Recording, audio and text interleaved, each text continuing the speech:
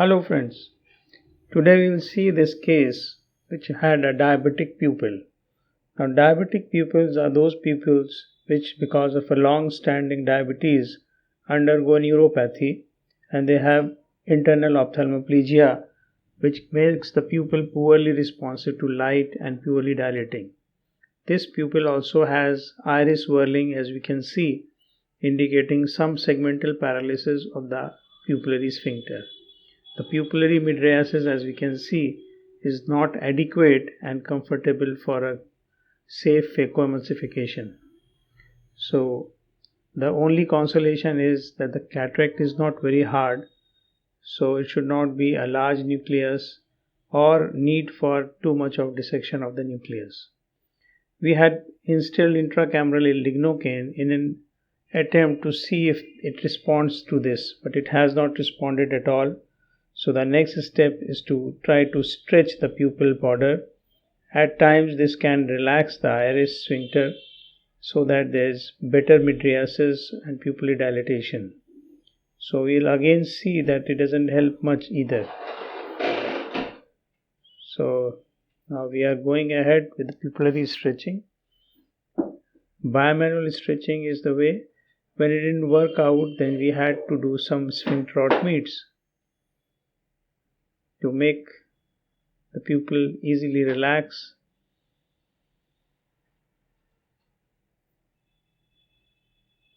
Going ahead for the capsulorhexis. These capsulorhexis are nearly a blind procedure because we don't have any clue where the capsular border which is being torn is lying. So it is more of an intuitive approach. We have finished the rhexis and the surgeon has decided to enlarge the sphincterotomy a little bit more.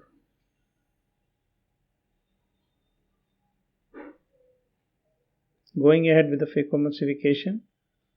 Now in these iris they are floppy also, so they have a poor rigidity and thus with the fluid flow they fluctuate, they flutter and they move towards the incision site where the outflow is occurring as they are being dragged by the flowing fluid. They don't have any rigidity. So but partly this is of help because the part of the pupil which is dragged towards any of the opening corneal incision will usually result into a larger view in that area. So a safe emulsification has been done, keeping the probe in the center and bringing the pieces using the second hand instrument into the central area so that we can emulsify the nuclear pieces. So nearly whole of the nucleus has been consumed and there is some remaining cortex. You can see the iris prolapsing out through the side port.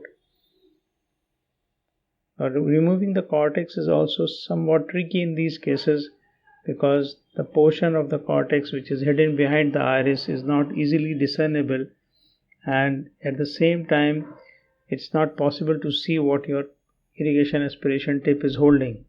So it has to be a very cautious irrigation aspiration. You don't want to go too deep, you don't want to be very fast, but you also want to remove whole of the cortex. Now proceeding for the IOL implantation. Hydrophilic single piece aspheric IOL. I am not a very strong advocate of using temporary pupillary dilating tools because I feel that these patients will also need a good pupillary dilatation later on also, which is only provided by sphincterotomies because these patients are bound to have some amount of retinopathy with ongoing time. So a good pupillary dilatation, if it can be ensured right now by doing some sphincterotomies, is always going to help and later period for one of your retinal colleagues. Hydrating the wound so that it seals nicely.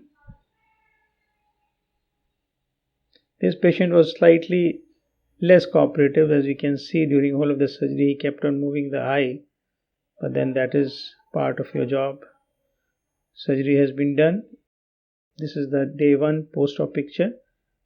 Cornea which is reasonably clear and we can see the sphincterotomies also. Thank you.